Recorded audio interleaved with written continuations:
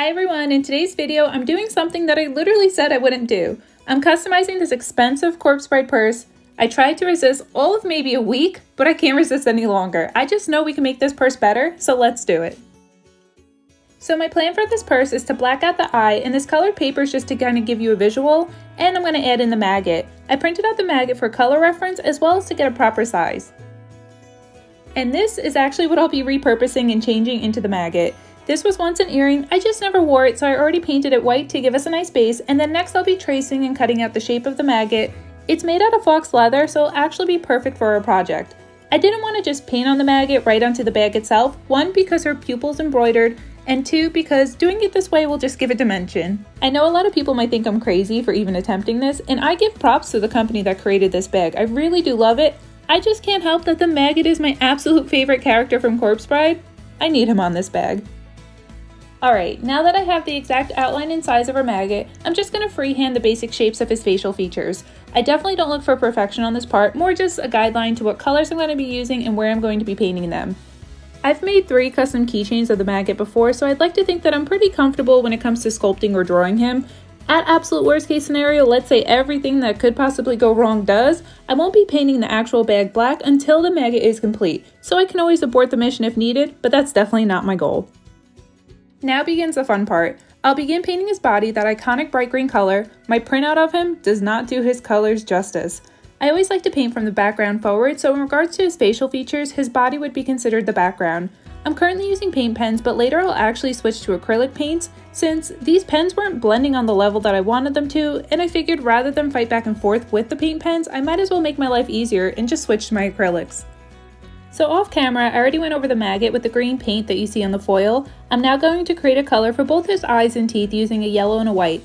And after a few coats, we'll now move on to some pink. I'm currently creating the color for his upper eyelid sections and his lips. The clear stuff you see me pouring out is an acrylic finisher. Honestly, I don't know why I decided to mix in with the pinks. I think I wanted to test it out to see if by mixing it in with the paint, if it lessens the risk of potential cracking. However, I don't feel like this was actually necessary though, after the fact. Since the paints that I didn't use it in didn't end up cracking either, I think generally if you have good quality acrylics, you won't get cracking. However, I use cheap acrylics, so the fact that they didn't crack is pretty impressive.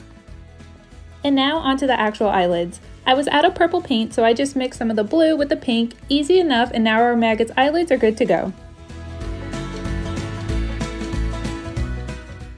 Our last step is to add in the smaller details. I use a paint pen for his pupils, but then I actually switch back to my acrylics with my fine detailing paintbrush. I just feel like I have more control with my paintbrush over paint pens. Like even with an extra fine tip for a paint pen, it's not as fine as I would like it to be. Does that make sense?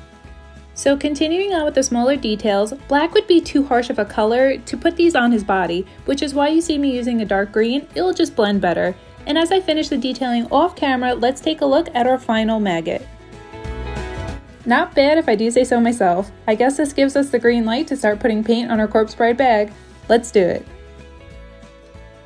So first I outline the maggot onto her eye because I want to leave a little part of that white just so when I glue it on there's some part of it that's directly attached to the bag rather than the paint that I added. I don't know why, this is not necessary, but it makes sense in my head. Once I'm done painting, I'm going to let this dry and then we're going to move on to sealing our paint. I'm going to coat everything in this matte clear protectant spray. I chose matte since her facial features are also in a matte finish. I want to shield the areas that I don't want the spray to hit, which is why you see me putting the purse inside of a bag. And now we spray. And now that our clear coat has dried, I'm going to remove the bag, the tape, and we'll glue our maggot onto our purse. I'm excited and nervous all at once. This is the adhesive that I'll be using today, so it's safe to say this maggot won't be going anywhere. And after finding a placement that I'm happy with and pressing down, I'm going to let this dry with a weighted book on top of it overnight, and then we'll do our final reveal. Alright guys, remember this was the goal that we were aiming for, and this is how it turned out. I am in love with this, and I'm so happy I didn't listen to myself when I said I was going to try to resist customizing it. It's exactly how I envisioned it, so thank you to the crafting spirits for allowing this to come out the way it did. Let me know what you guys think of this version of our Coprse Bride in the comments below. And if you enjoyed this video, don't forget to like and subscribe. I always appreciate you hanging out with me on my customizing ventures. Until next time, bye friends!